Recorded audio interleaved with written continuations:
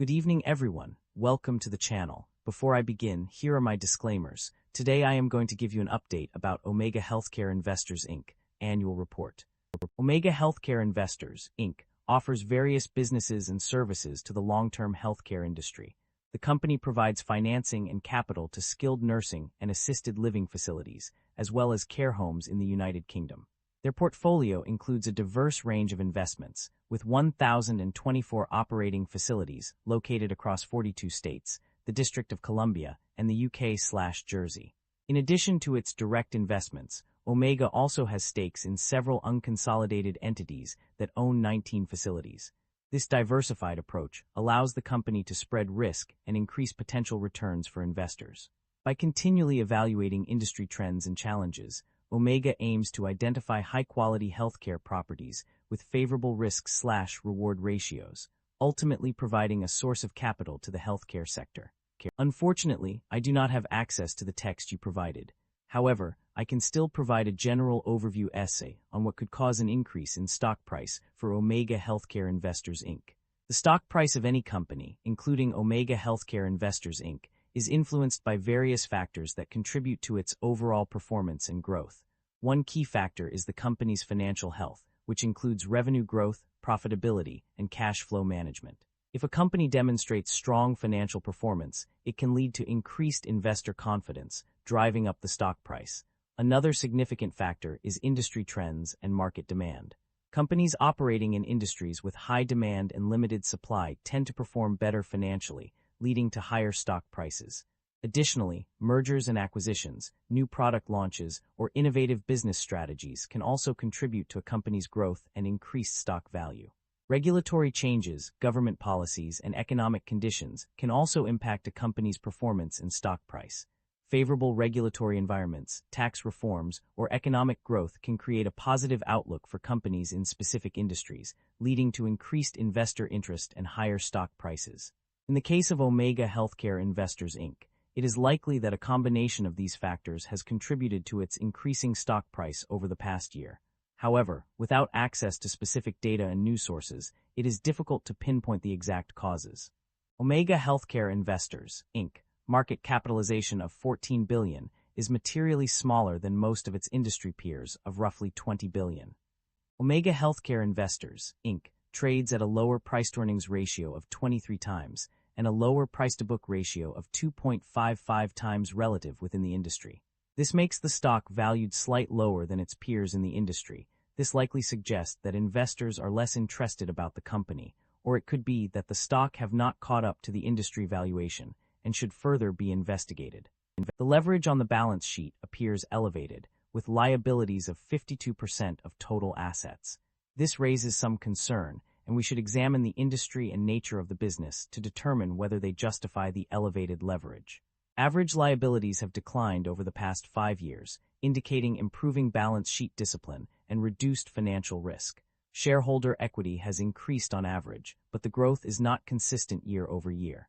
This may indicate one-off events such as asset sales or capital raises, rather than durable business performance. The share count has increased over the past 5 years, while revenue has continued to grow. This suggests the business may rely on shareholder dilution to fund expansion. Investors should closely monitor whether growth can eventually be sustained without dilution. The company have a dividend yield of 5.98%. The income statement shows that the company have been growing its revenue annually, and the operating income have been increasing. This shows that the business model works and the business is expanding. The primary drivers of revenue growth or decline are multifaceted, influenced by various factors that impact the healthcare industry and real estate investment trusts, REITs. On the growth side, increased investments in additional healthcare facilities, expansion of services offered by operators, and government-funded reimbursement programs have contributed to revenue growth. Additionally, changes to government payer policies, quality and value-based reimbursement reforms, and facility-specific quality ratings have also played a significant role. On the decline side, increased competition from other REITs and investment companies has led to reduced revenue. Higher construction and renovation costs, changes in global economic trends, and decreased Medicaid reimbursement rates or delays in receiving reimbursements have further contributed to revenue decline. Labor shortages, limited regulatory support for increased levels of reimbursement, and government regulations and compliance costs affecting operators' revenues have also had a negative impact. Furthermore, bankruptcy filings by operators, foreclosure actions against collateral, and intercreditor arrangements limiting loan recovery have all led to reduced revenue. Changes in payment methodologies, including value-based purchasing and payment bundling, as well as cuts to Medicaid funding, have also affected revenue growth. The increasing number of Medicaid patients with low profit margins for operators has further exacerbated the issue. In conclusion, the primary drivers of revenue growth or decline are influenced by a complex array of factors, including government policies, market trends, and industry-specific challenges.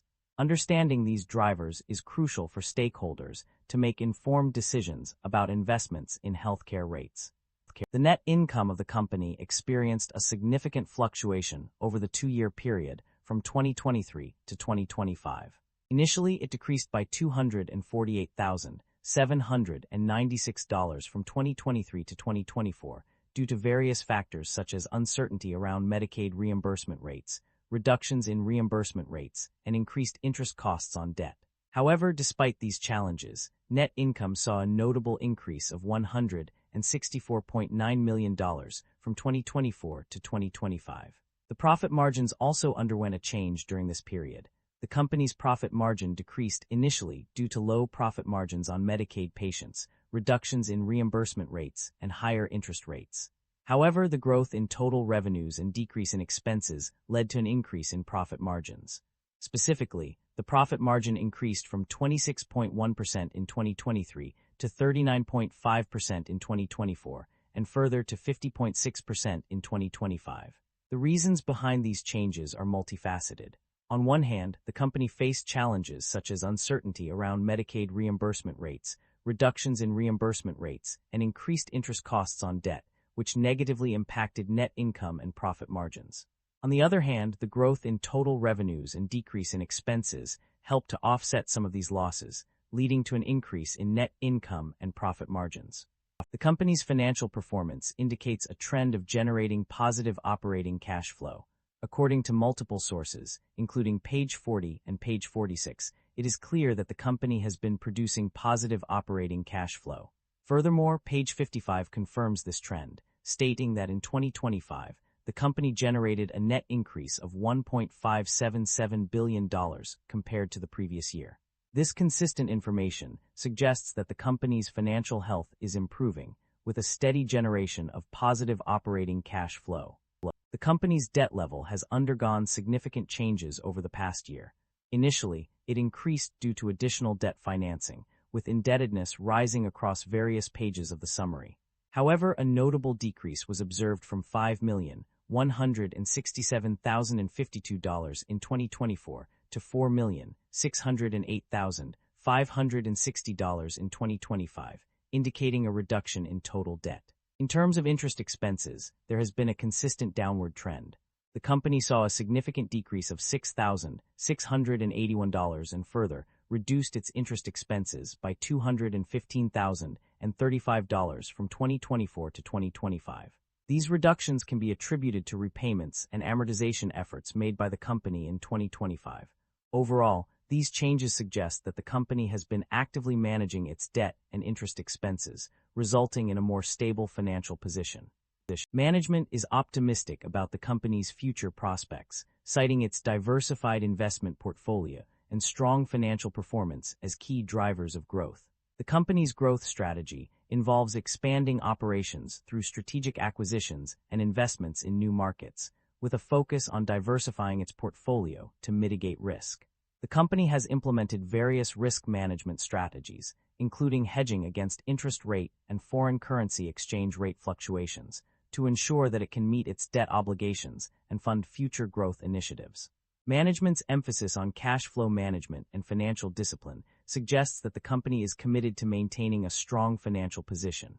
Overall, the company's outlook and strategy appear to be centered around continued expansion and growth through strategic investments and acquisitions, while also prioritizing risk management and financial stability. The company has made several acquisitions in the long-term care industry. These include investments in properties outside the U.S. and equity interests in joint ventures supporting the healthcare industry. The company also acquired operating companies, including those providing ancillary services or technology. In terms of divestitures, there are no explicit mentions of any specific transactions. However, it is mentioned that facilities may be closed and sold from time to time as part of the company's strategy. Additionally, assets that do not meet the company's portfolio criteria may be considered for sale or transition. The company's financial history reveals a consistent practice of paying dividends to its shareholders. This is evident from multiple references in the extracted summaries, specifically on pages 34, 40, 43, and 45. On the other hand, there is no indication that the company has engaged in share buybacks, as stated on page 25. Supply chain disruption concerns loom large in the industry. The healthcare sector, particularly skilled nursing facilities, SNFs, is facing a multitude of challenges that could potentially disrupt supply chains. One major concern is the potential for delays and losses associated with releasing facilities after an operator's bankruptcy. This can lead to significant financial burdens on operators. Macroeconomic trends also pose a threat to supply chain stability. Fluctuations in exchange rates between USD, GBP, and Canadian dollars can have far-reaching consequences, making it challenging for companies to manage their finances effectively. Furthermore, regional or country-specific business cycles and economic instability can create uncertainty and disrupt supply chains. Managing international operations is another hurdle that operators must overcome. Enforcing obligations in other countries can be a complex task, especially when dealing with different regulatory environments. Unfavorable Medicaid reimbursement rates for SNFs also add to the list of concerns, making it increasingly difficult for companies to maintain stable supply chains. In summary, while there are no concerns about inventory buildup, the industry is facing numerous challenges that could lead to supply chain disruptions. Addressing these issues will be crucial in ensuring the stability and continuity of healthcare services. That concludes the financial summary for Omega Healthcare Investors Inc.